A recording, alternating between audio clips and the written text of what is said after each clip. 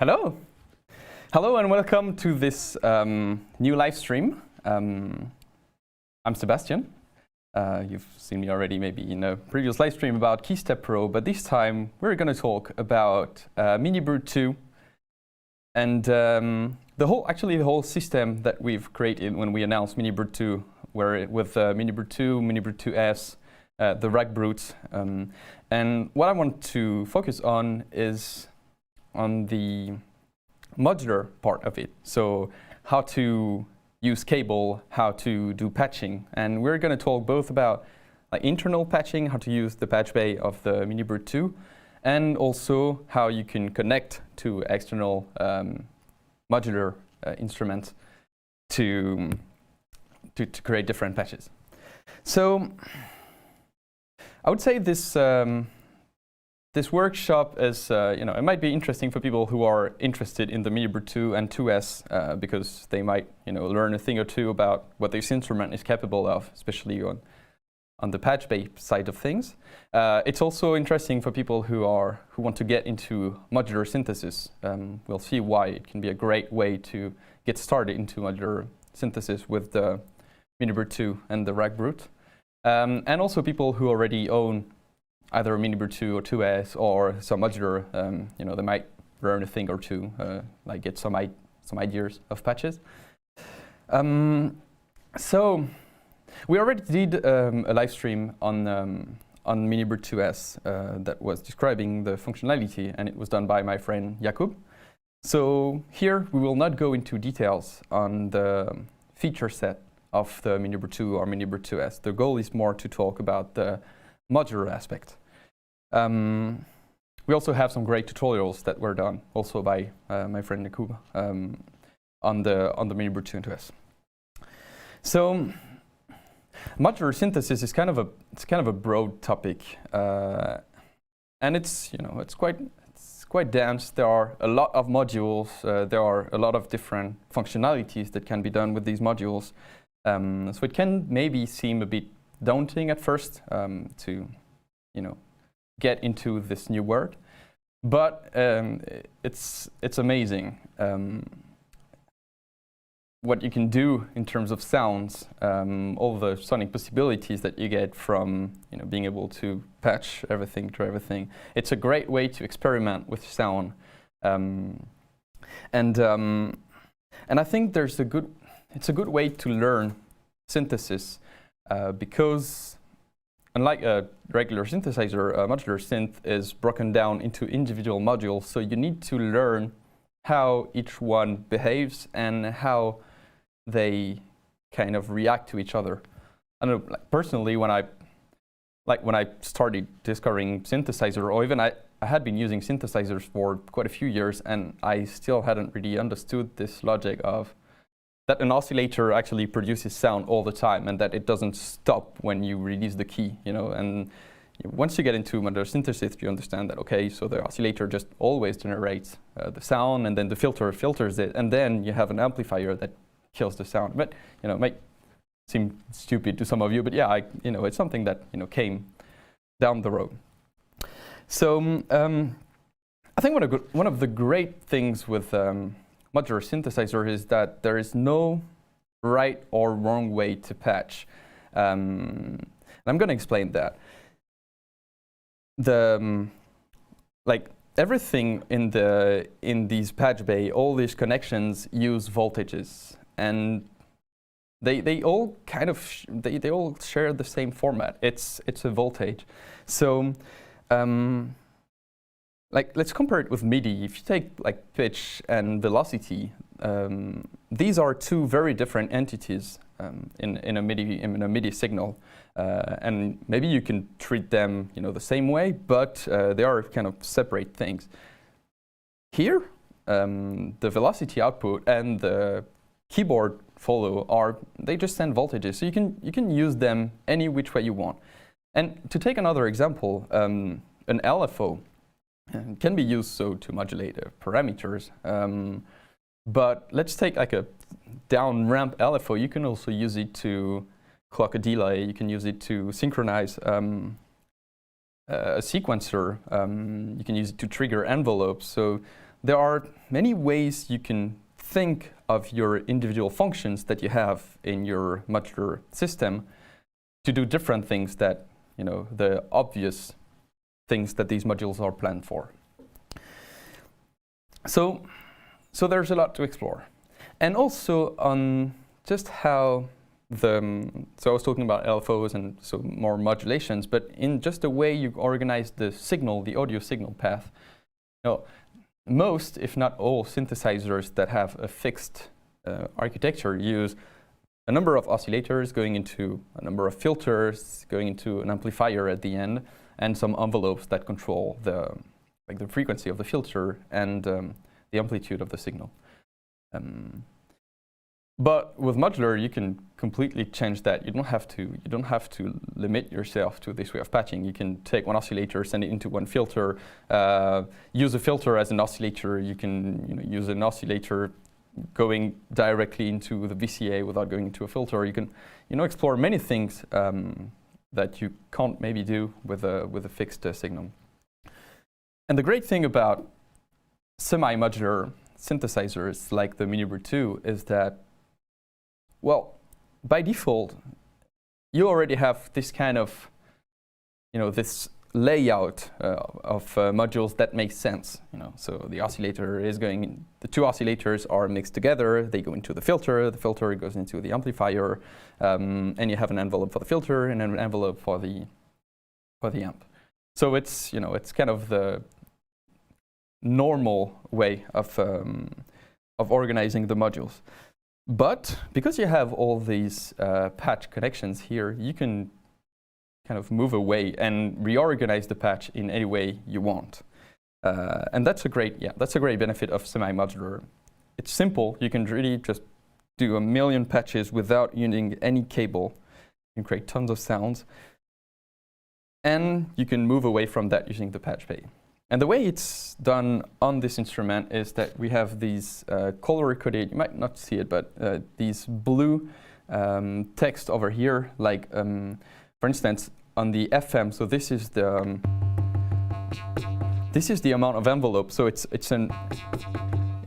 the amount of the ADSR on the filter, and it tells me in blue that the ADSR is the signal that goes into this knob.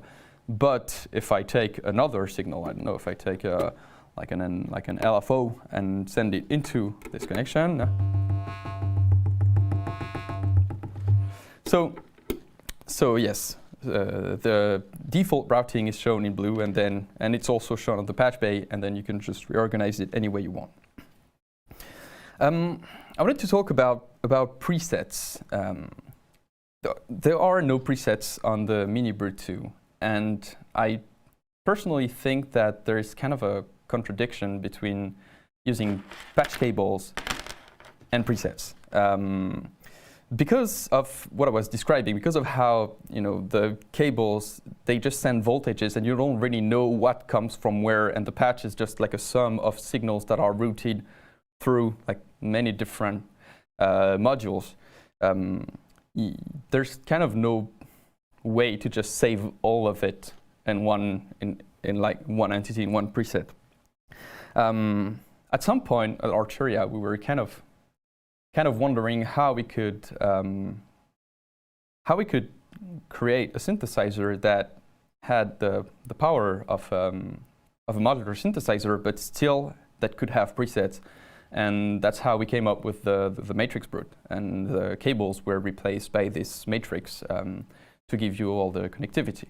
So it's a different instrument. It's not the same approach, but the idea was how, what changes do we have to make a synthesizer that has the kind of the flexibility of modular with the extra convenience of presets, and that was matrix brute.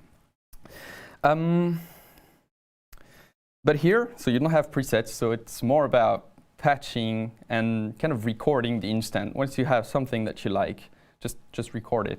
Or even, if I could suggest, just always have something recording in the back, and you might throw all of it away at some point, but maybe there's like this little instant that you really liked that you don't even know how it happened, but you still have the sample and you can reuse it in a track. So like I said, we already did a live stream about the MiniBrute 2S, so I won't go too much into detail of this instrument, but just briefly for people who may not be completely aware of what it is. So it's an analog synthesizer, it's monophonic.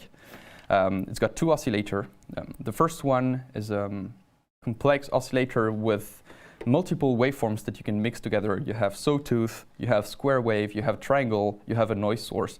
And the three first waveforms, so sawtooth, square wave, and triangle, each have a waveform modifier. So on the sawtooth, you can do ultrasaw, which kind of creates detuned copies of the sawtooth, who gives this kind of super saw type of sound. The square wave has pulse width modulation. The triangle has a metallizer, which is a wavefolder circuit.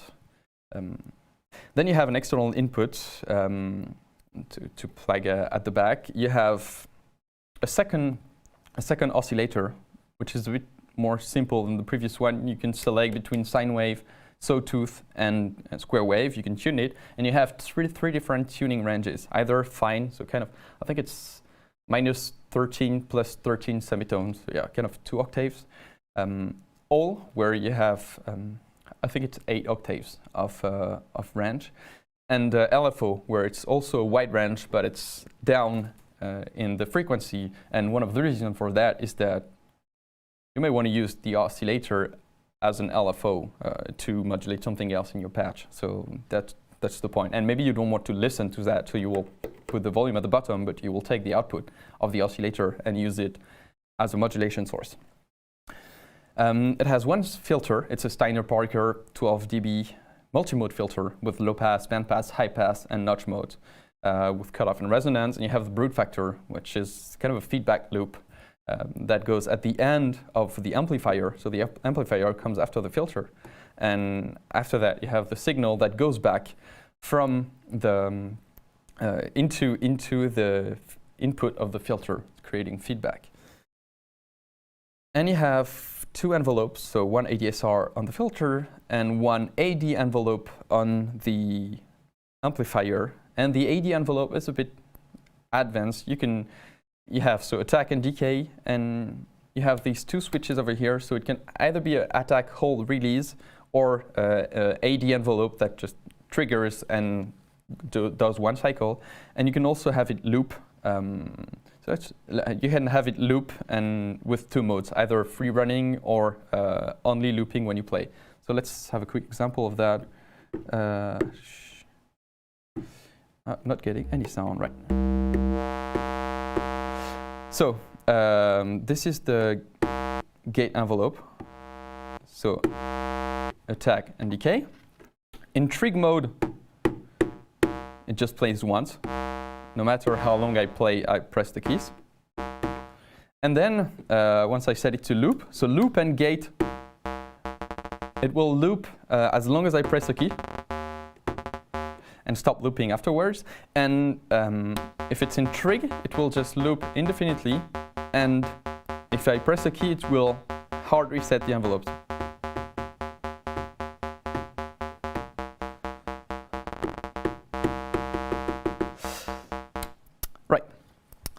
And then you have this patch bay over here with all the inputs and outputs for each of the modules. So this is what we will talk about in particular today.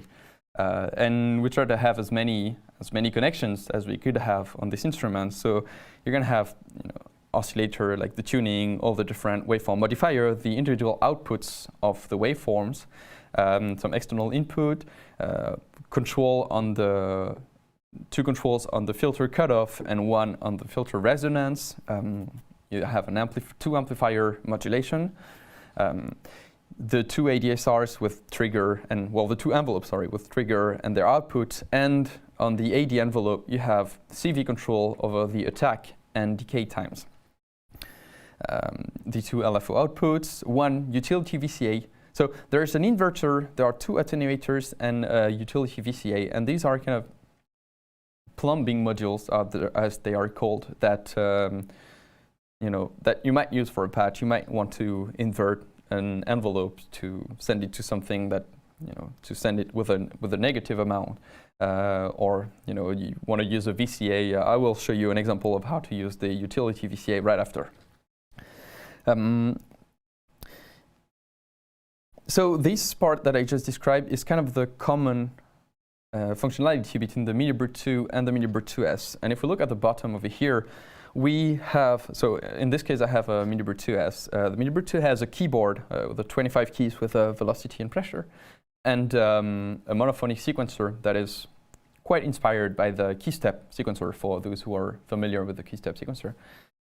And the MiniBrute 2 has these 16 pads that can be used as a keyboard, but that can also be used as steps. So you have a step sequencer with pitch, gate, velocity, and pressure, so 4 tracks of sequencing, and select a track, and you have these 16 knobs to edit the sequence. The sequence can be up to 64 steps. And the sequencer is quite advanced. I won't go into detail. Maybe I'm going to use some of the advanced functionality of the sequencer later in this presentation. But if you want to have a deep look at what the sequencer can do, there are other videos where we covered it. I wanted to talk about how cost-effective it is to go for semi-modular synthesizer. What I just described, these 2 oscillators, the filter, the amplifier, the 2 envelopes, the 2 Lfos, plus the sequencer, plus the MIDI in and out with MIDI to CV, plus all the synchronization, all of that, if you had to break it down into individual modules to create a rack, it would be a lot more expensive than the price of a semi-modular synthesizer like the MiniBrute 2. And these are kind of the modules that you may want to start with, if you want to get into modular. So some people have a totally different approach. Maybe they just want to use modular synthesizers to process their voice with effects and modulation. So maybe this would not be for these people. But for people who want to create synthesizer sounds, having 2 oscillators, having a filter, having an amplifier, 2 envelopes, and Lfos is, it all makes sense. And there are many patches where you're going to want to use these modules. So you get all of it, and you have this system right here. I don't know how easy you can see, but the 2 are connected together, the rack brutes. So either the 3U version or the 6U version that gives you 2 rows of modules. And it can be connected together. You can fold it back on itself, and you can carry it with the handle that is at the back, and you can also buy a bag that we created that I have right here, where the 2 just fit together, and you can carry it and have your cables patched but protected. So I guess I've done enough talking. I will show you a few patch examples now.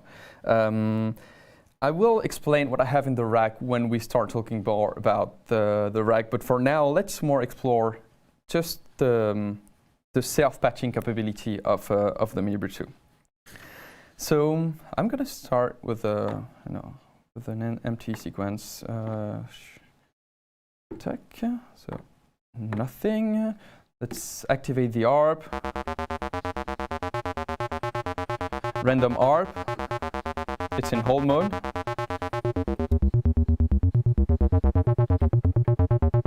Right, now let's just record that into the sequencer. So, right. Okay.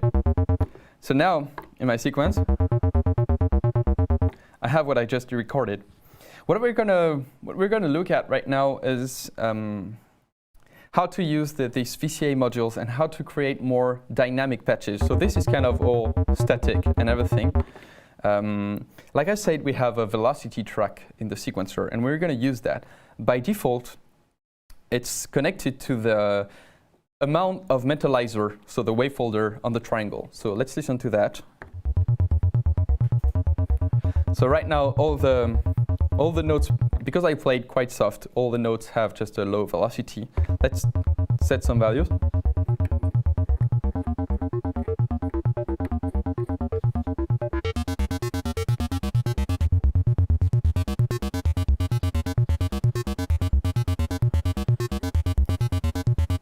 So now we have some notes that have a high metallizer, so they are brighter, and some that are lower. If I just press with the keys, wait, let's get rid of the arpeggiator. This is what we get just by tapping the pad. So now we edit that in the sequence. Right, but the sound is kind of static. It's on each new step, it kind of or So what I try to do is how to use an envelope to control the amount of metallizer for each step, so we have more of a bow kind of type of sound. So let's try that. Cables. We're going to take the output of the AESR envelope and connect it to the utility VCA right here. We're going to take the velocity output, which is right here, and send it into the CV input. And we're going to take the output of the VCA. So just for those who don't know what a VCA is, it takes two signals and controls the amplitude of one with the other. So you could say it's kind of like multiplying the two signals together. It's not exactly that, but it's close enough. So if you take like the velocity and the envelope, you will have an envelope multiplied by the velocity. So when the velocity is low, the envelope is small, and then when the velocity is high, the envelope is higher. So I'll take the output of my VCA that I just created, and I will send it to the metallizer modulation.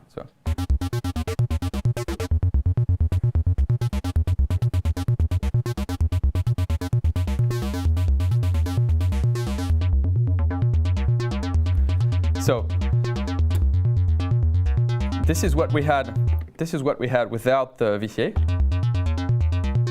So kind of static, and now adding some movement with the envelope.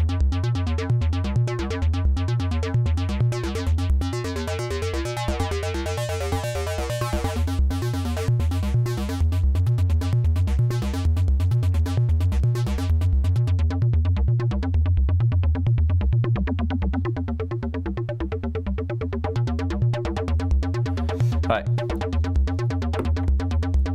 And of course, because I have the velocity on each step, I can control the amplitude of the envelope on each step. So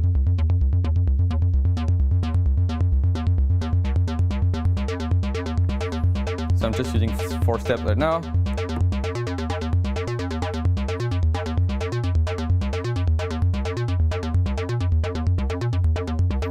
Again, removing the envelope. So just using the velocity, you can see a lot more static. Right. So this was one example of how to use kind of these utility modules like the VCA. I was just using one oscillator right now, just the triangle wave of Oscillator 1. Let's have a look at how we can use the two oscillators together.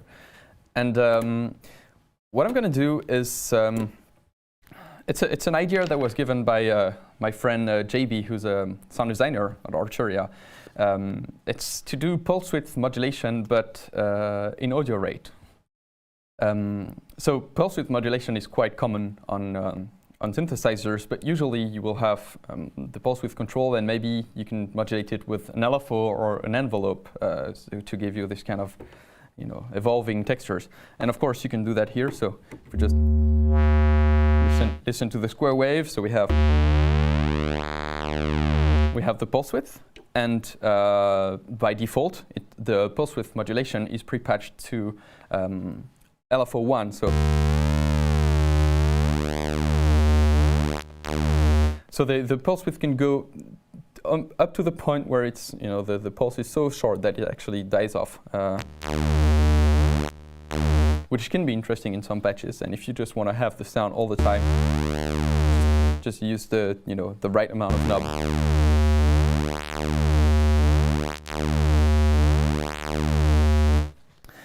Right. So now what we're going to do is take a cable, take the output of Oscillator 2.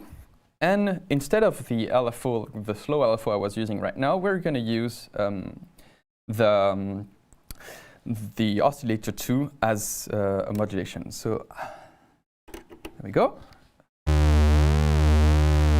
So right now I have Oscillator 2 set to LFO.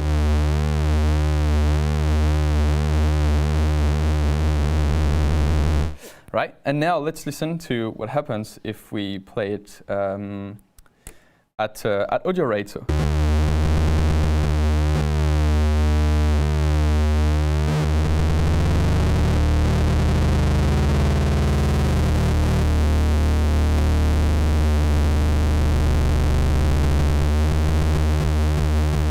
this is kind of in the same frequency as the first oscillator, and now we can use the whole range.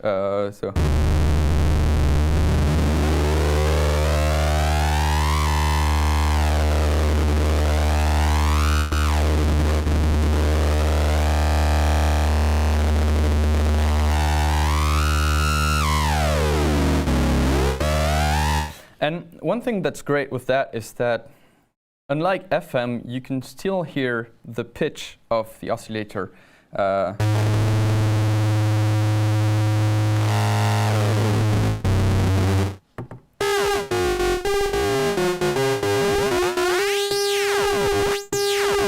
And you know, if I want to control like do this, this kind of sound, just controlling the tune with an envelope, so I can just take the envelope and send it to the pitch of the oscillator.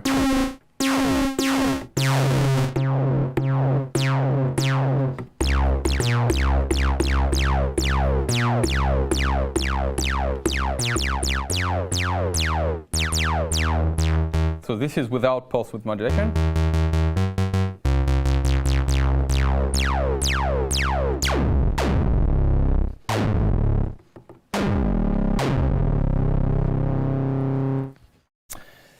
Right. So yeah, that was one example on how to use the second oscillator, in a way that maybe is not obvious, on an instrument. Let's try something else. This is a suggestion from another sound designer of Rochard, Victor, on FM. So let's go back.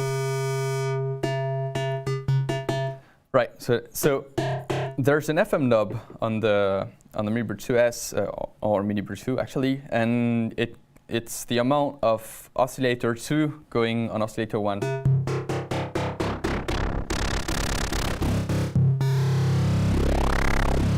And it's great. It can sound great, but as you can hear, we lose the pitch tracking.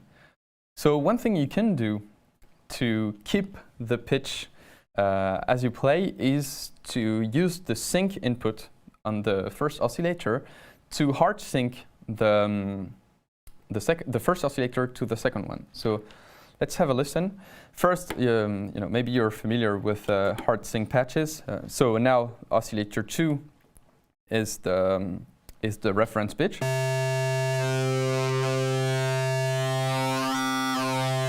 So right now I'm just turning the tuning of the first oscillator when you have this classic hard sync patch. But now I can use the FM amount to create different tones.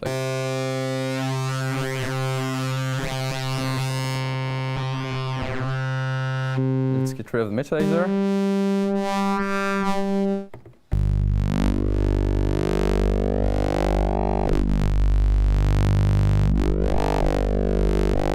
And kind of the tune of the oscillator and the FM mount interact together to create different textures.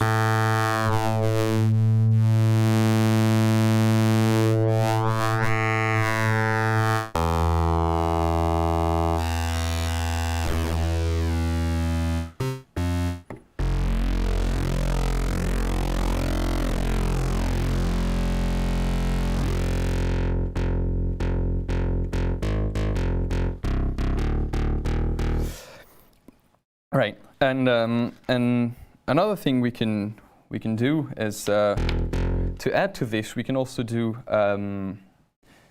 FM on the filter. So using the oscillator 2, going into the FM, and for that we need to send the oscillator 2 into two different destinations: the sync input and the filter frequency input. So to do that, we need to use either stacking cables or multiples. So that's one first example of how how to use the modular. One simple way to use it is just take the output of Oscillator 2, send it to a multiple. So multiple is just a module that will take a signal and send it on multiple connectors. It's simple as that.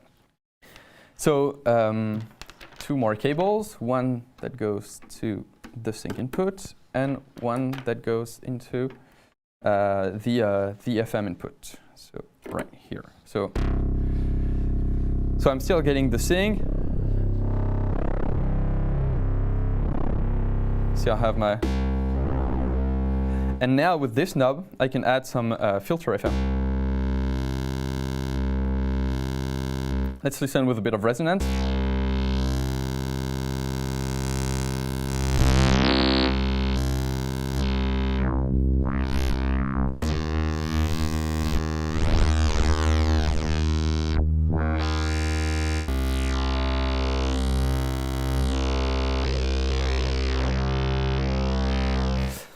So it's one idea where you have at the end these 3 knobs.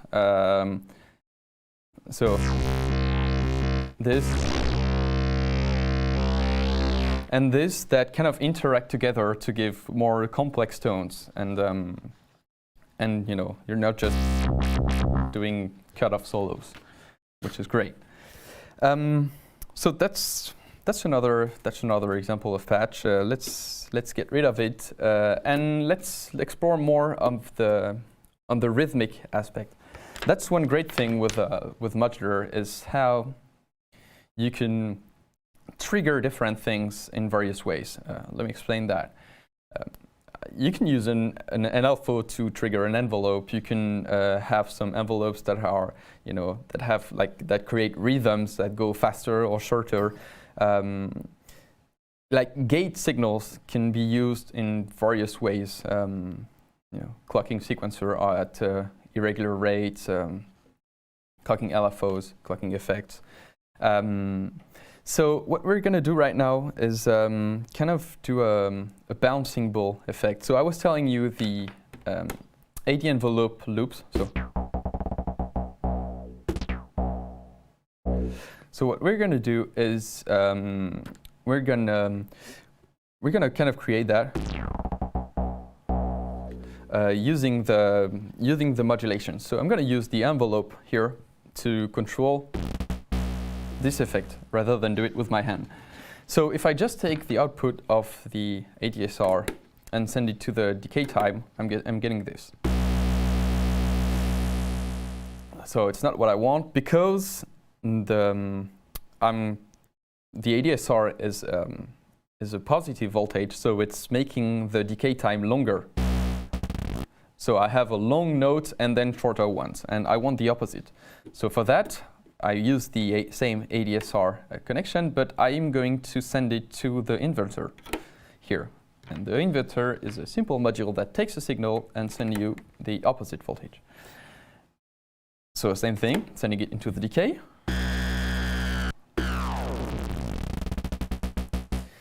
And again, it's not what I want because the amplitude of the ADSR is too high. It's at full amplitude.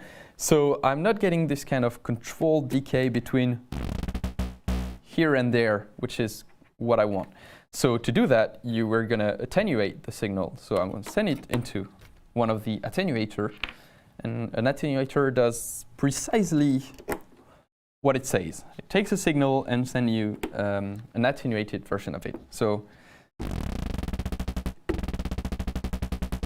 right now it's getting closer to what we want. So at the end we want a long decay, kind of like this. And at the start we want to fast. This may be a bit too fast.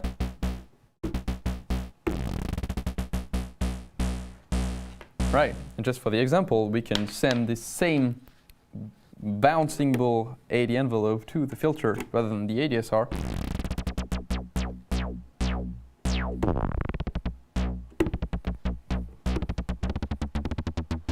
And because of how the AD envelope works, when you are in gate mode and loop, it will just bounce, will loop as long as you play notes, and it will stop at the end. So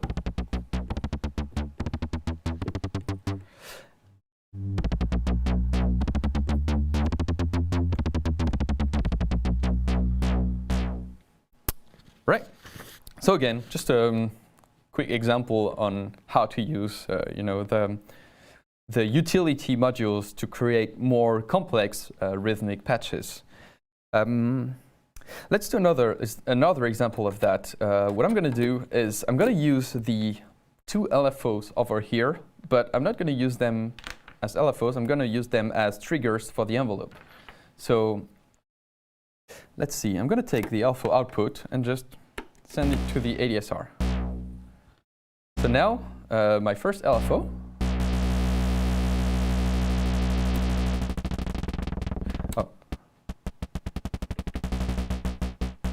My first LFO triggers the ADSR. Now the two envelopes are they are pre-patched together. So when you send a trigger signal in the ADSR trigger, it will send it to the AD envelope so that the two can trigger together. So you can see on the LEDs here, the two envelopes are triggering at the same time. This one controls the filter, this one the VCA. So now we're going to use the second LFO. So if I put a cable in here, now the AD envelope is not triggered anymore. It breaks the connection to the ADSR trig. So because it's connected to the amplifier, I'm not getting any sound anymore. And if I just use the second oscillator,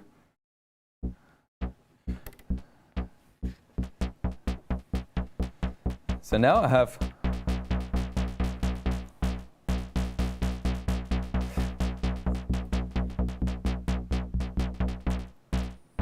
I have different controls on the two. So it's not really interesting as it is, but because you can synchronize the two LFOs, now you can get more interesting rhythmic patches. So let's use different rate.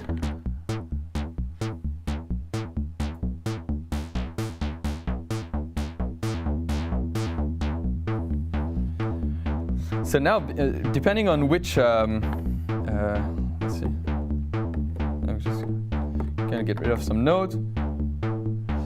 So now, depending on which rates I use,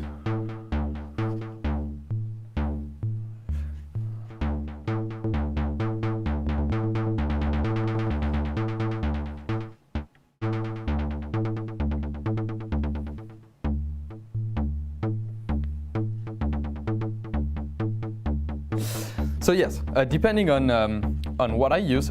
Oh, so now because the LFOs trigger the envelopes, when I press stop, well, it just keeps on playing. So get rid of those. It's one silly example, but it just shows you how an LFO can be something different than just like a slow signal to modulate the pulse width or a filter. It can trigger an envelope, for instance. So all those patches that I've done so far can be created with the MiniBrute 2 or MiniBrute 2S because they share the same patch bay and the same voice, and they also have a sequencer with pitch, gate, and velocity.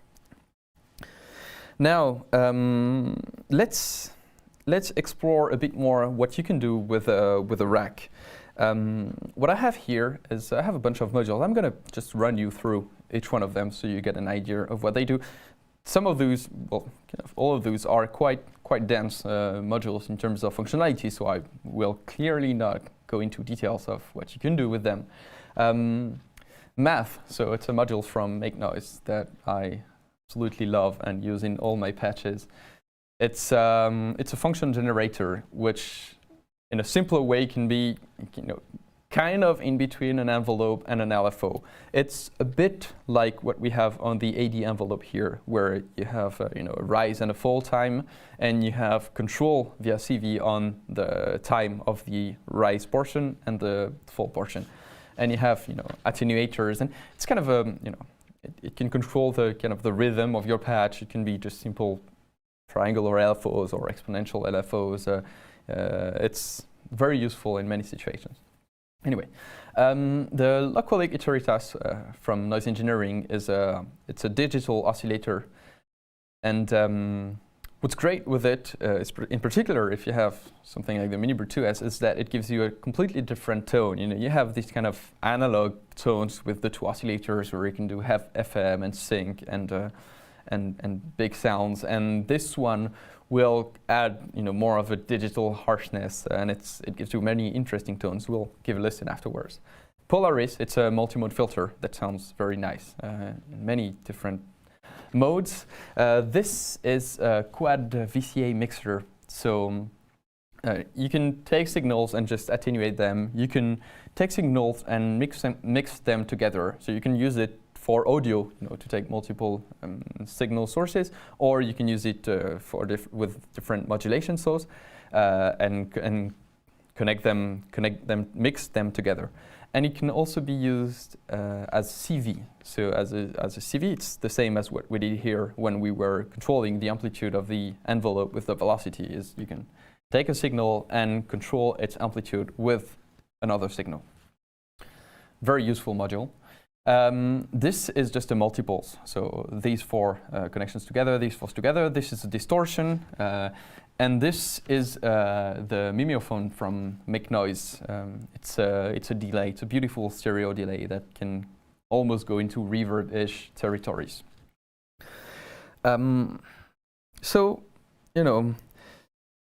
when I was at home and I was trying to pick what I wanted to show you, which modules I wanted to show you, I was looking at my rack, and I have a few more modules, and all of them, I felt like they would make sense if I was just adding them here and showing them with the MiniBrute 2S. And that's kind of the beauty of this, is that you have a starting system, and then whatever you add, you're gonna just multiply the possibilities.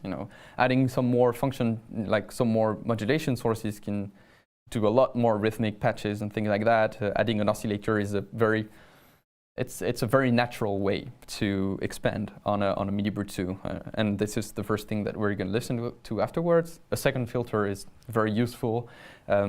Effect is great. Adding delays just makes everything beautiful. Like this thing we had right now. Just take the output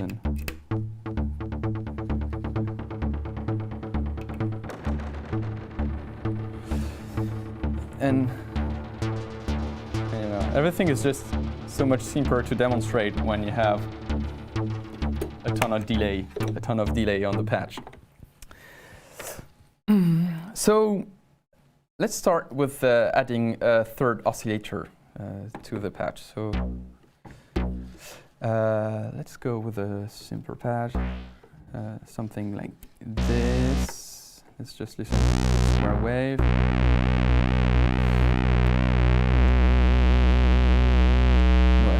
Right, so I'm back to kind of a default patch. Let's decay. Okay, so what we're going to do is we're going to take the output of the Localic Iteratas over here and patch it in the external input here.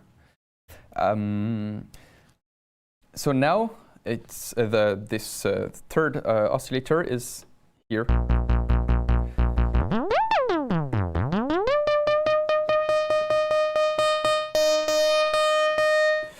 Right, now we want to control it with the pitch. So what I'm going to do is take the keyboard output on the MiniBrute 2S and send it to the pitch input of the oscillator.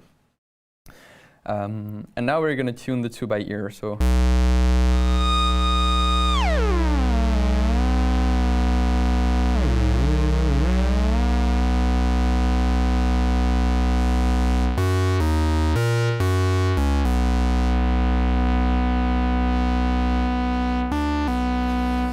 Right, so you can use it to add another layer. I could of course just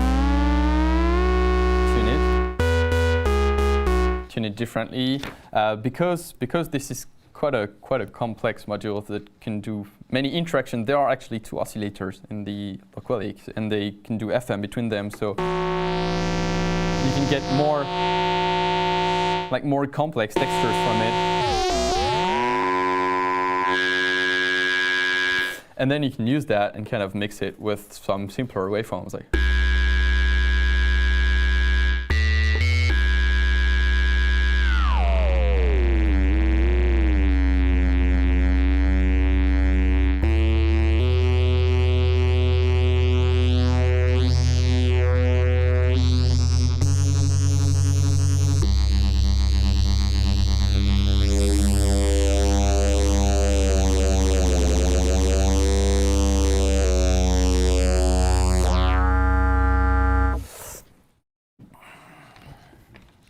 it's one illustration.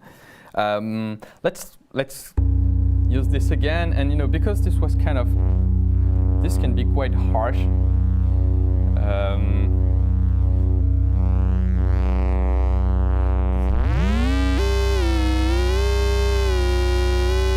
This can be quite hard, so maybe what we can do is, instead of sending it directly into the MiniBrute 2, we can filter it first. So we're going to take the output of the oscillator, send it into a filter, and for instance, we can take the high pass filter and sending back here. So we're just going to keep the the high frequency.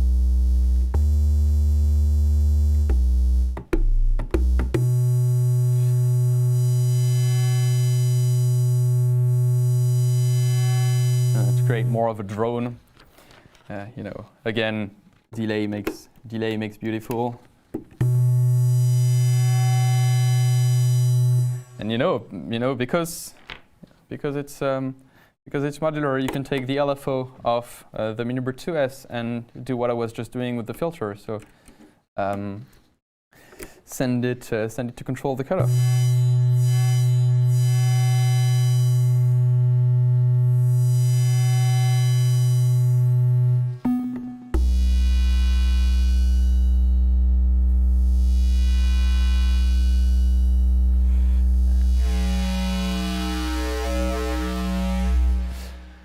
All right, so yeah, an interesting way to just add an extra oscillator, add an extra sub-osc, this kind of bass, but with this this high frequency content that comes from an external oscillator into a filter. Of course, we could also just have this drone-ish sound on the MiniBrute 2 and more of a snappy attack sound on the low-quality into the filter. So if we want to do that, just take the output, and instead of sending it straight into the mixer, we can just use the VCA that we were using earlier. Use maybe my envelope right now. Since my envelope is quite sharp. This is the sound of the. Let's get rid of the delay for now. This is the sound of the envelope. So we're gonna take the oscillator into the filter, sending here. As a CV, we're gonna use the ADSR envelope, and we take the output of that and send it back to the external input. Now, so let's have a little bit more signal over here. I will use a low pass mode.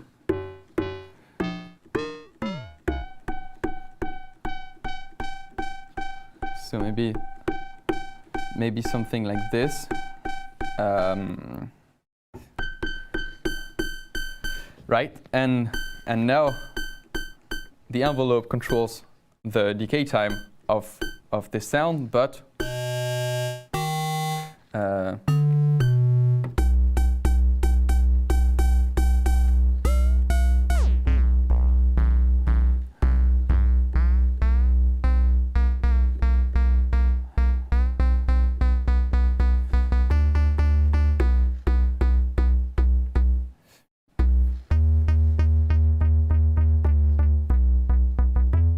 so yeah, just one way to use it, just a small snappy attack at the start. What else to do? So I was showing you how I was just sending the output of the instrument, so the VCA output, which is over here on the patch bay, and I was sending it to the mimeophone, so the delay, and I'm using the delay in full mix, fully wet. So, and you're listening to both the output of the MiniBrute 2 taken here and the audio of the mimeophone taken here as a stereo module. So what happens if I just take the output and send it? Oh, cable is too short. Take the output and send it here. Is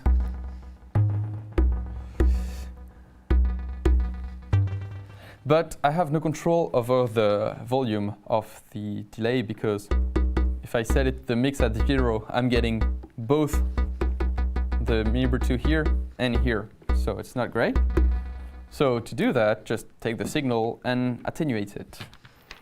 And if you're not familiar with modular synthesis, many times you're going to be at some point where you're like, okay, I just need to take the signal and make it less loud. So and you're going to jump for an attenuator and just patch it, and it quickly makes sense how you have this kind of toolbox with all the modules and kind of what they can do, and at some point you're figuring, oh, I want to do this. I want to add this functionality. Okay, I can use it as an attenuator. If I wanted to, like for this example where I wanted to just reduce the volume that comes out of the synth to send it to the delay, I can do it here, I can do it here, I can do it here, I can do it on all these 4, and it's often like that. You have various ways to create your patch with all the different functions.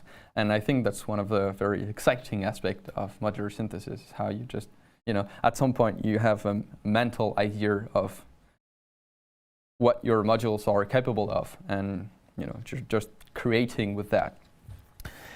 Anyway, so now I have my delay with an amplitude control, which is great.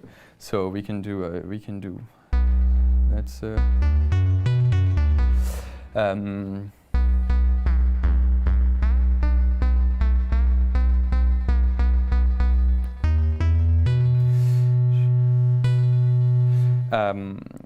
let's get rid of this. Let's listen to the oscillator all the time. So I was using the ADSR to modulate the amplitude of the oscillator. Now we're just going to take the full level of the oscillator, send it back into the external input.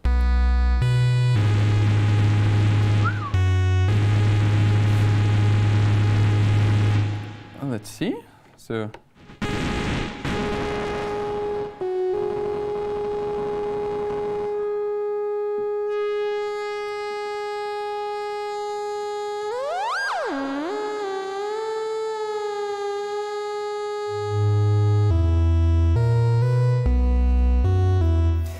So what I'm going to do now is let's listen. So we were listening with 2 oscillators. Like I said, I can tune this one to a 5th, and you have the oscillator 2 on the MiniBrute too.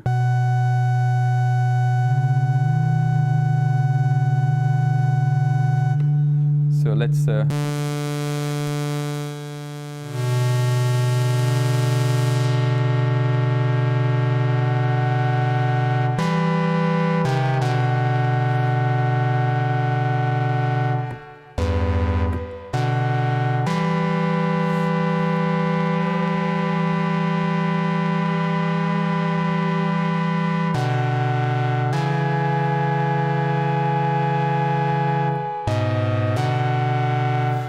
So I'm just creating a chord with the 3 oscillators tuned differently.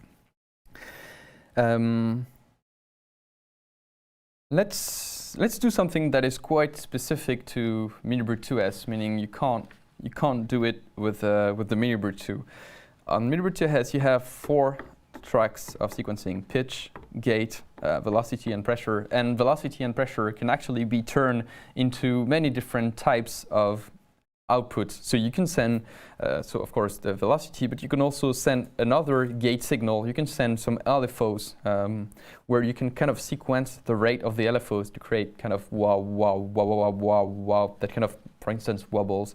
And you can also trigger envelopes on the sequencer. When the step is active, it will activate an attack decay envelope. So it's a very flexible way to create more complex sequences. And you can also use these 2 outputs to send pitch value. So I'll just hold this and set it to pitch, hold this one, set it to pitch. So now I can write different sequences on these 3 tracks, and I can control my 3 oscillators at different pitches. So let's do that. On this one, right. So keyboard, I will not use the keyboard to control the local lake. I will use this velocity, and here I'm going to send a C. So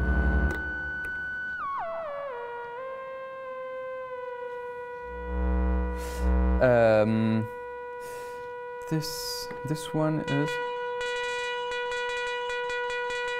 right. So now I have my tuner over here. Give me a second. Right. So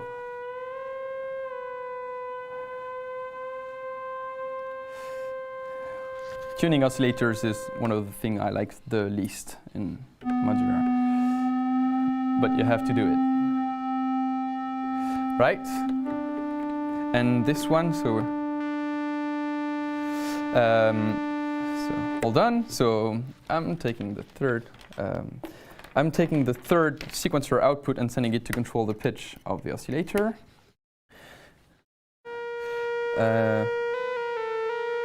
So now we want to see.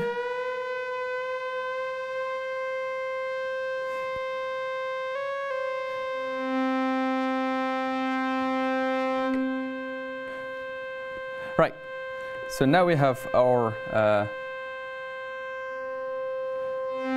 3 oscillator playing in tune. So now what I'm going to do is create just sequences on the 3 oscillator pitches separately. And before I do that, I'm just going to quantize to a scale and just set it to a limited number of notes so that it always sounds right. Like, all right, let's go with that. And so actually, I'm going to set all these sequences to be quite slow. All right, so now I have nothing. Let's activate all the steps on all the tracks, and let's just mess around with the pitches. And because I set it to a scale, everything will just remain in the right scale. So we can't hear this one because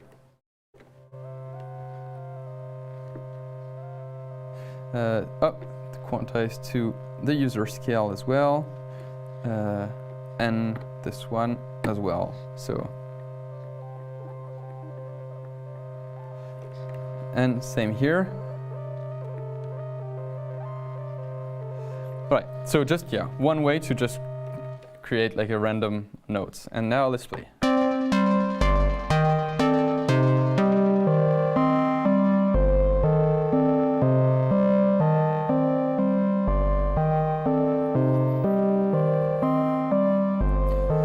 So, it's a very, very quick way to have very musical results.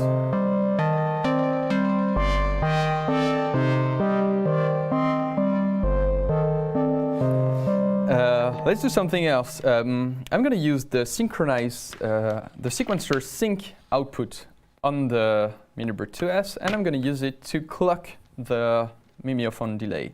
So take the output, send it to the clock input, play a little bit so it can learn the rate. And now let's play a very short note.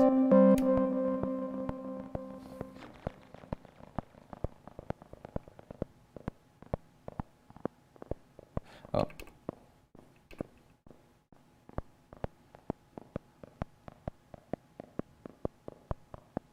Right.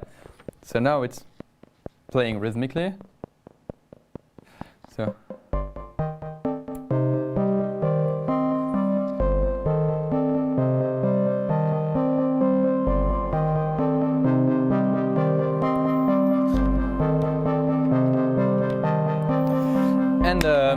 and now I have the sequence running. Maybe I can set one to be faster than the other.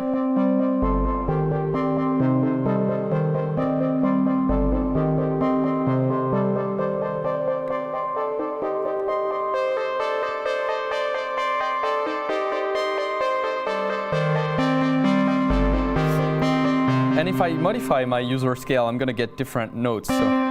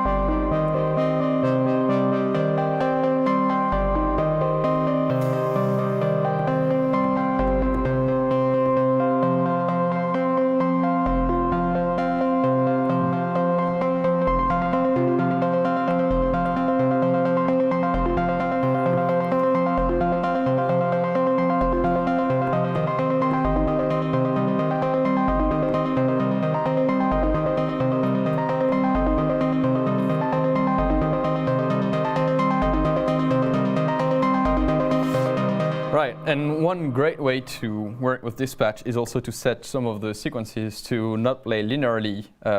So either to play them with random order, so it plays a random step every time, or just set some different length for each sequence. So maybe on this one we can use 14 steps, and on this one we can use 9, and now.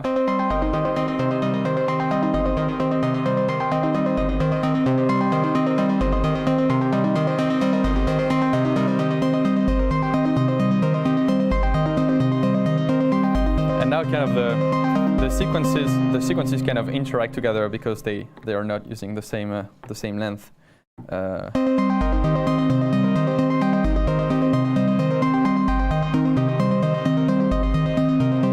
again, playing with the notes.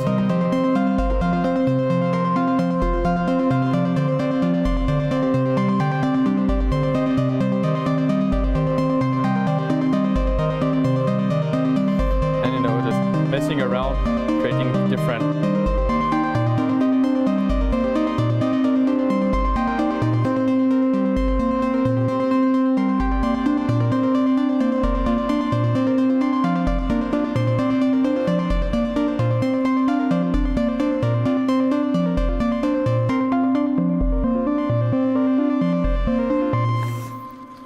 All right, so yes, one idea of how you can add an oscillator, use different tracks of pitch. Another ways you could do that is, if you have a pitch quantizer, a module that just quantizes to a pitch, maybe use the velocity output and quantize it, and send it to another oscillator. Let's try one last thing that I really like. You can clock the sequencer either with the internal clock or with MIDI or with USB or with the clock signal. And for the clock signal, we have different clock formats that you can choose from. You can set it to DIN sync, like 24 PPQ, 48 PPQ. You can set it to 1 pulse per step, or to gate mode. And in gate mode, the sequencer just moves by 1 step every time you get a new gate input. And what's great is that you can do some weird rhythmic patches with irregular gate sequences. So let's do that. Let's use the right some notes like. Right. So we're going to use that, and what we're going to do is we're going to use the math, the make noise math over here, and we're going to have it loop. So you can see here the LED that it loops, and let's use this one, and we're going to take the signal here that just sends a pulse every time the envelope ends its rise, and send it to the clock input. And now we're going to set the clock source to sync and gate.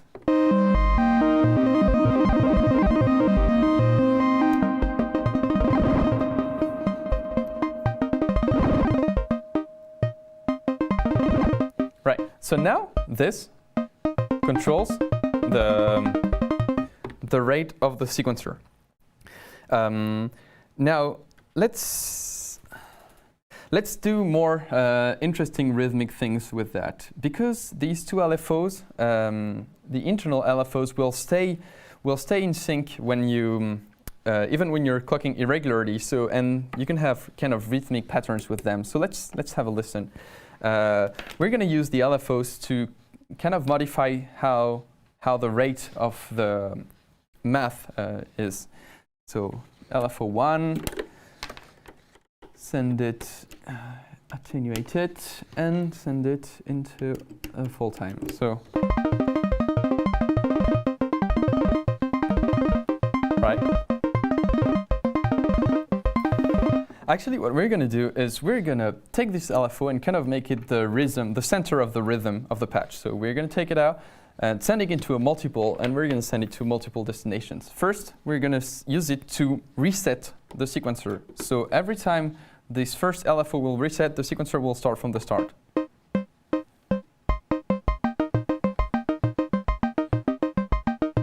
All right. So every time we're going to have the same pattern. And now, just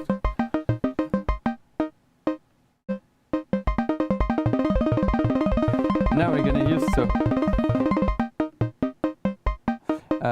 hold on. Right, and now, yes, I removed that cable. Now we're going to send the same LFO to the to control the decay time of that looping envelope. So it is what creates this kind of complex rhythm.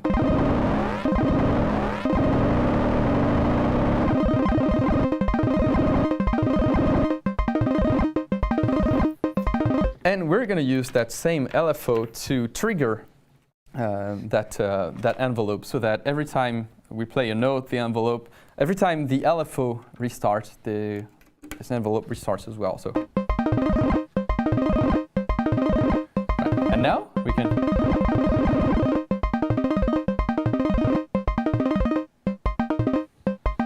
And now.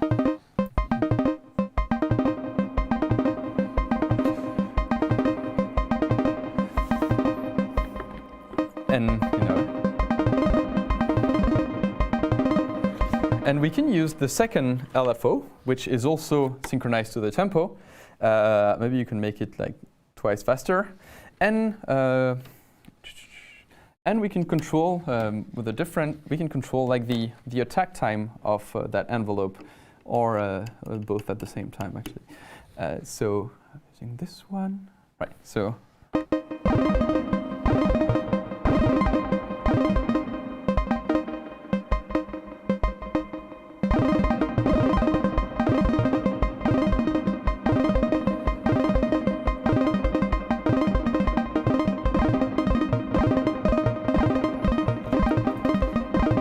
And now we have a sequence that loops, but with some completely weird rhythmic patches.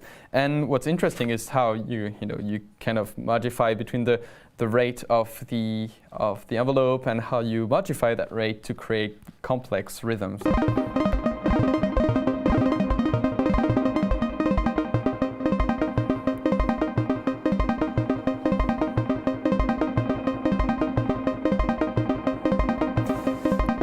We can use this same LFO to clock our delay, so that we have tempo sync delay.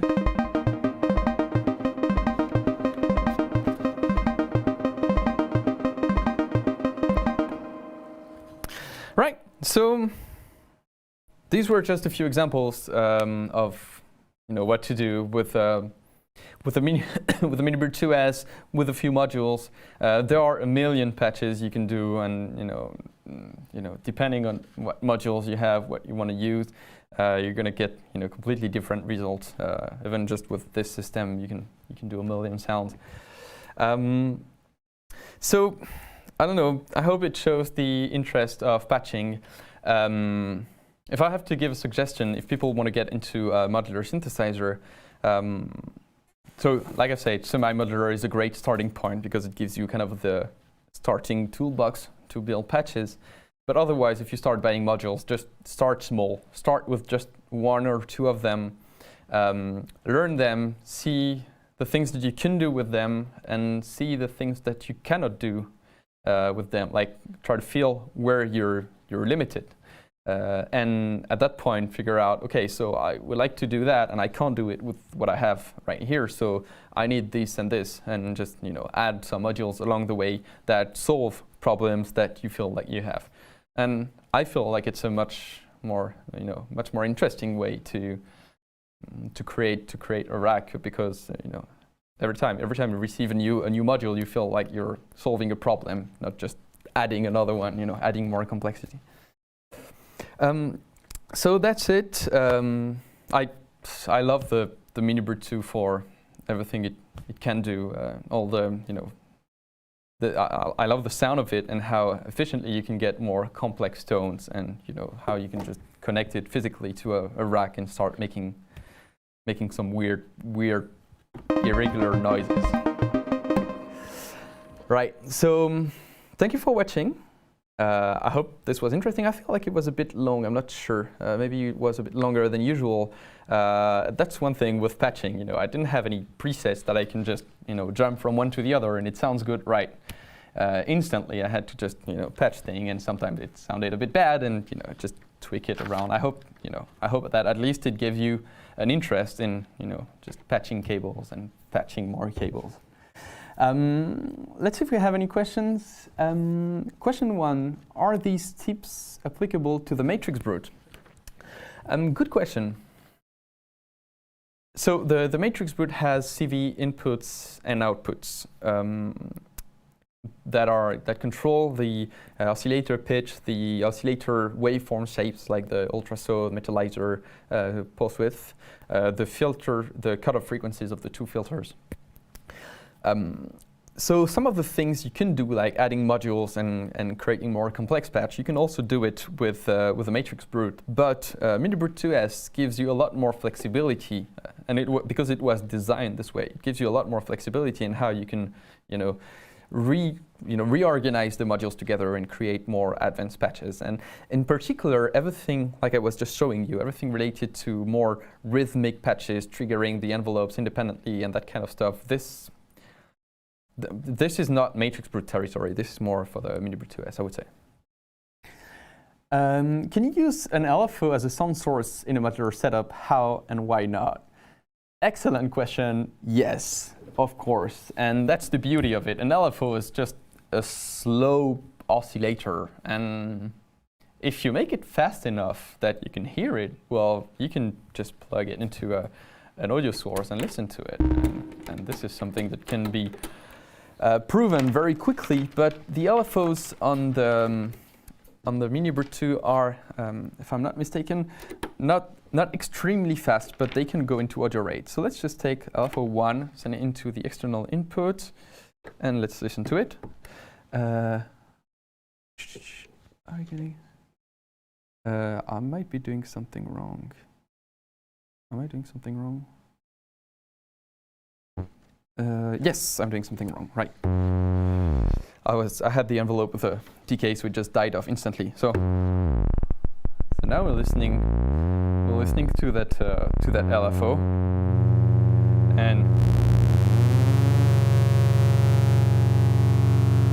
right.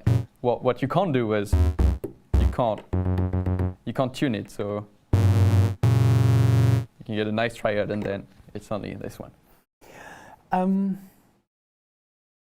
Is it possible to sequence microtonal pitches with internal sequencer and send the pitch information to an external oscillator as well as the built-in VCOs? So the sequencer, the pitch track only sends semitones, but these two tracks over here that send velocity and pressure can also send just voltages, continuous voltages. So let's try that. Let's use it and send it on. Let's say 5 volts. 5 volts. I will create a simple gauge sequence. And what I'm going to do is, so we're going to listen to, let's say, the square wave. We're not hearing the square wave. let me think. Oh yes, my clock. Internal. Right.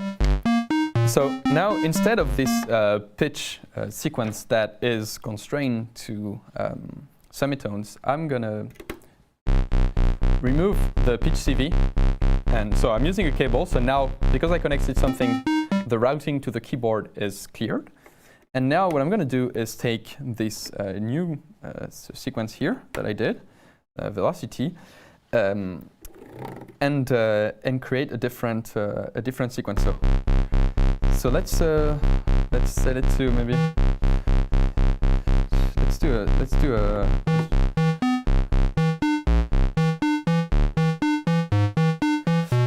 do a shorter sequence.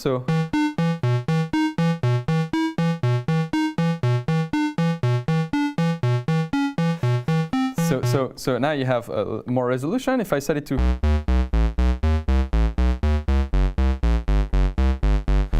I can have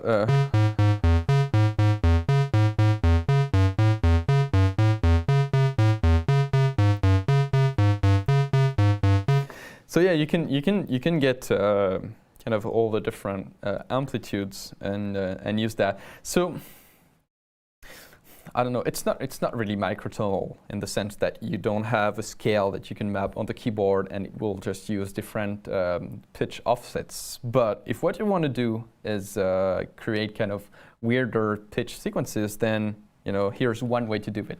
Another way to do it would be to mix the pitch sequence with velocity. I don't know. Let's do that very quickly. I will send the velocity.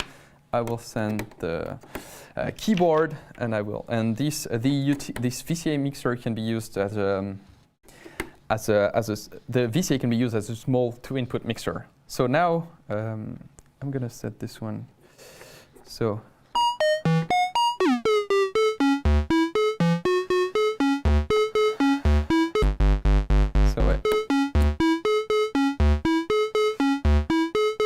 this is my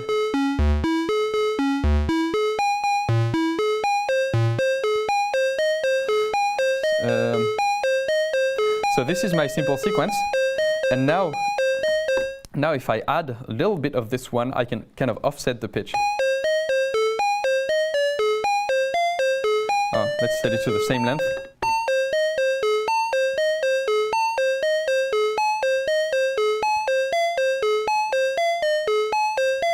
Yeah, here's the second way to do it, and there are probably others, and yes. Next question. Is it a single channel sequencer, or can it sequence multiple things at once? If so, can you show how to do that? So yes, I can show you how to do that. So like I was saying, it's got pitch and gate sequences, and these are always here.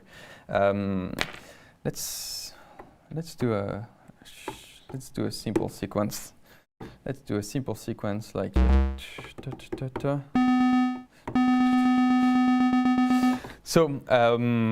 so yes, I was showing you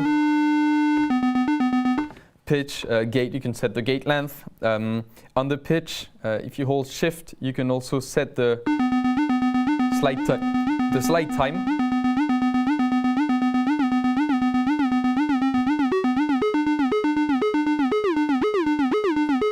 You can have the slide time on each step. On the gate sequence, you can do a ratchet. So if I set the gate and hold Shift, so first I can set the gate length for each step, and I can also do ratchet.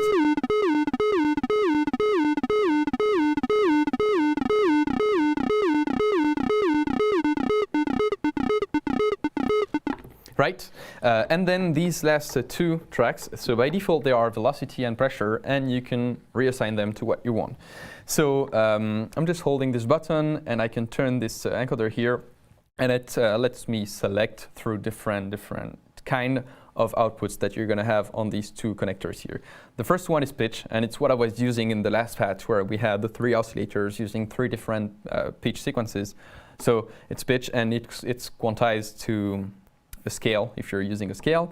Then you have gate. So one way to use gate would be, for instance, if you wanna trigger the envelopes separately. So let's do that. I'm gonna take the signal and the ADSR envelope. I'm gonna trigger it. I'm gonna wait. How can I do that? Let's wait. Give me a second. I'm gonna use this. Use the ADSR to control the amplifier, and use the AD to control the filter.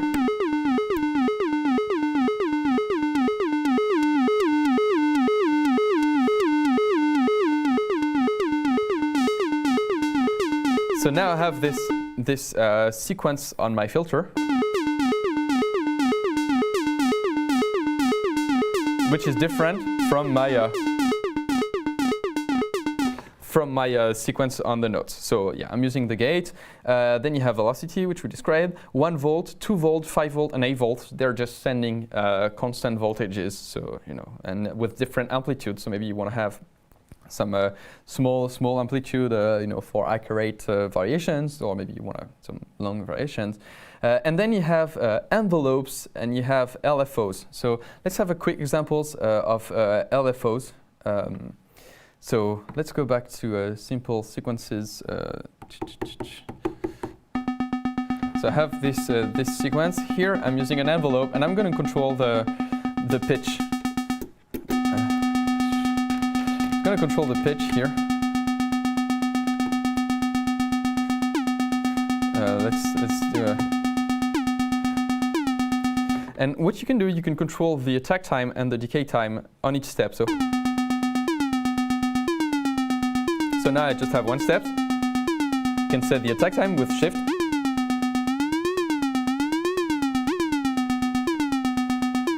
Right, and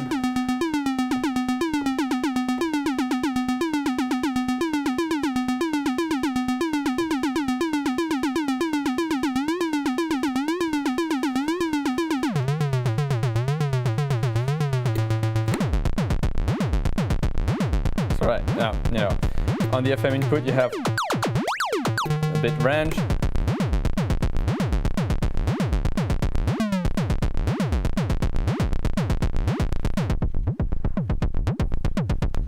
Right, so one example of how to use the envelope, and let's do a final one with the LFO,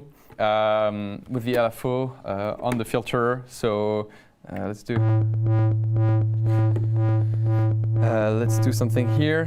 So you can set the amplitude of the LFO and the rate, and it will just keep the rate until you have a new step that is active. So let's set some step like this. Let's go like this, and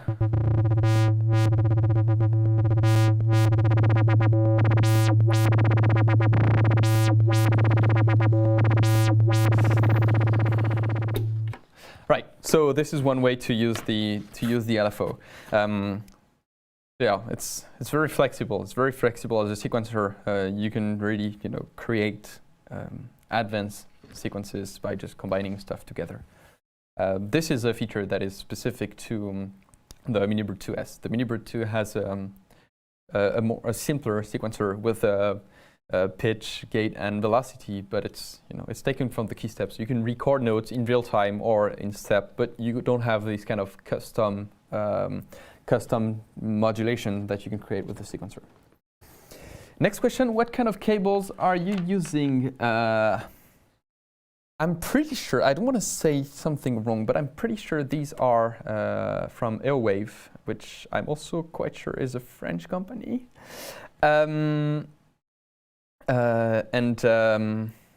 Actually I had quite a lot of cables, some that we did at Arturia when we had these cables for BeatStep Pro, but because I had cables from many different sources, it didn't look beautiful, and my brain was not happy with having colors that didn't fit together. So I just at some point got rid of them, sold them, and just bought some cables that I feel look nice together.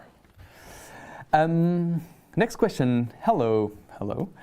What kind of mini jack should I use to synchronize the MiniBrute 2S with the BeatStep Pro using the sync clock input-output, TS or TRS? So if you want to synchronize with the BeatStep Pro, you want to use TRS. We are using the ring signal on the TRS for the run status.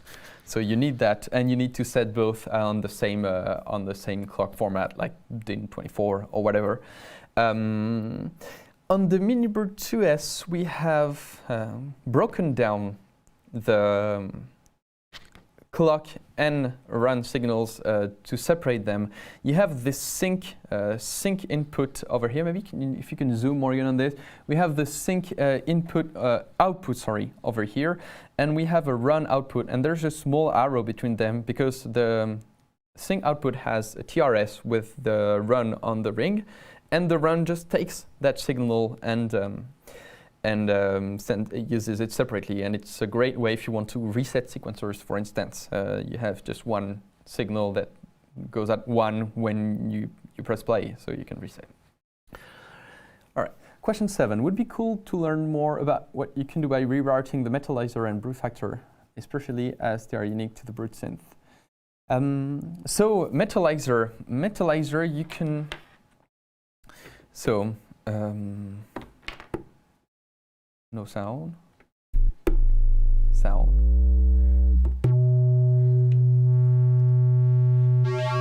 So this is the metalizer.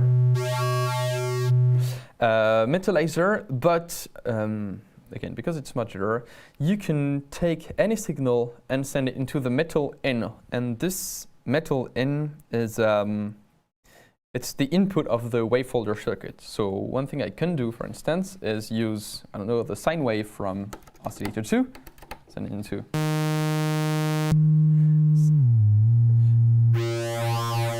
So now I'm listening to Oscillator 2, but it's going into the triangle wave. It's going into the metalizer actually, and when you patch something in the metal in, it replaces what you had before and uses something else. So what you can do if you want to create weirder stuff is, you can take your Loquelic, which already has a lot of harsh harmonics, and it also has already an internal wavefolder. But who said we can only have one wavefolder?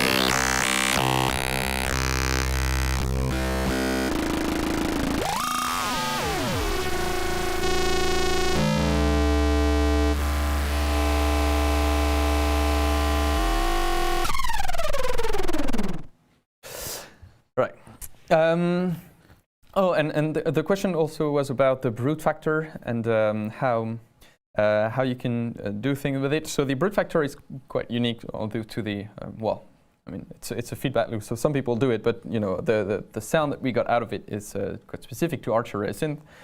And so, like I said, brute factor, you have oscillator into the filter, into the VCA, and brute factor is after the BCA back into the filter. And this is where it has a very dynamic effect because it takes the output of the VCA after it decays. But there is compensation of the gain, so that when you increase the feedback, we attenuate the volume so that it remains.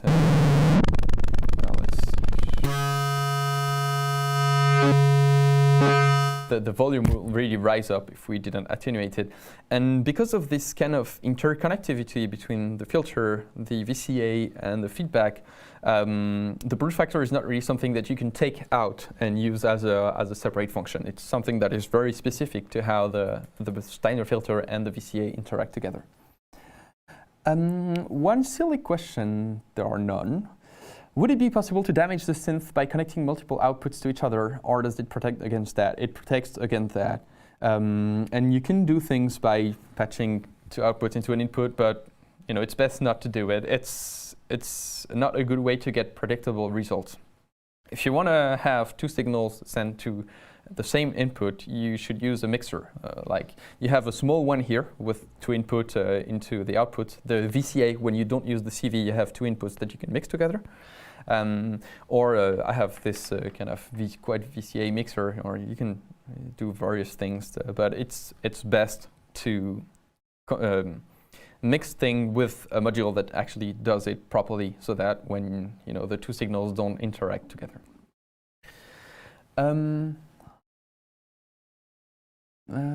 sorry. So the question is going plan software / hardware modular interaction, and I'm sorry, I'm not sure I understand what it meant. I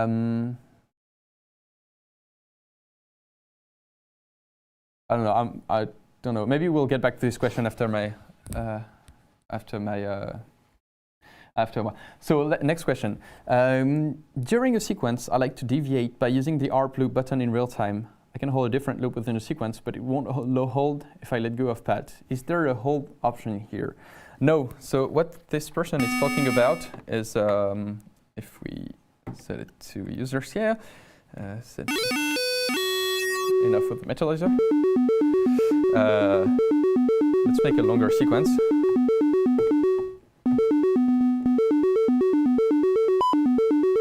So what you can do is you can loop just using two pads. You can loop just one portion of the sequence, which is great. It's a great way to create, and when you release, it just goes back where it was supposed to be. It stays in sync.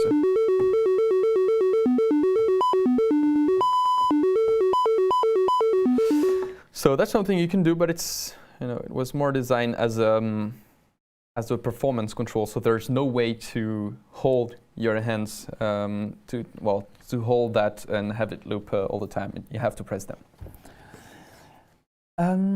Thanks for the ARP part you made at the end. Sounds great. Thank you. Nice to hear something musical coming from modular. Mine never does. Ha. Well, it is hard, and I did prepare this a little bit, but in the end, this for instance, this last patch that we listened to is very musical, but it's also very simple. It uses 3 pitch sequences that controls 3 oscillators. I wasn't using the filter; I was just using a simple VCA, and that's one thing with modular is that it's easy to get lost into all the things you can do. And part of the the things that are easy to do with modular that are not easy to do with regular synth is everything like audio rate modulation, like sending an oscillator into like pulse width, like we're doing, or FM or whatever. And all of this can very easily sound harsh, and you lose the tone and everything. But there's like a different way to explore modular synthesis of, you have these capabilities, but in fact, you shouldn't be afraid to do simple, to do simple patches, to just play notes, quantize to different pitches, use simple. I was using triangle and sine waves, so we have a kind of a mellow tone, and just play these together, just. Okay, the questions might come back. The questions are gone. Give me just 1 second. My friend is going to solve that. Oh, yeah. Question 13. Just noting if the 3U has USB, my 6U doesn't. What is it for? So nice spotting it. This I should have used a different one. This is a prototype. We wanted to have USB on the power module when we designed it, but it turns out that it was creating a lot of noise when you were connecting, like for instance, a Beatstep Pro using the CV and the USB. It was creating a ground loop that there was no way to get rid of. And we tried different solutions. We tried to attenuate the noise, but it was just going into the audio signal. And we figured, okay, it's nice to have, but there are many ways to just power a USB connector. Let's get rid of it. But it's it's not doing any MIDI to CV or whatever. It was just for power. Another small question: MiniBrute 2 plus Beatstep Pro or MiniBrute 2S plus KeyStep Pro? I don't know. It really depends on your taste. I love MiniBrute 2S for the complex sequences I can make with it, but sometimes it's so nice to just play keys. So I like both, and I have the same feeling with Beatstep Pro and KeyStep Pro. these days I kind of prefer KeyStep Pro because it does what BeatStep Pro does in terms of sequencing depth, and I have keys. So I'm getting a bit of both the things that I like. But I don't know, I guess it really depends on your taste. The price for the MiniBrute 2 and 2S, if I'm not mistaken, is the same, so it's not really a reason, it's more what you want to do. MiniBrute 2 is a beautiful instrument as well. Okay, it seems that we're done. There were a lot of questions, so I hope there was a lot of interest. I was really happy to prepare this presentation for you and to showcase this instrument that we released a little while ago, and dig back into how I can create interesting sounds with it. So thank you to all the people who watched, and see you next time.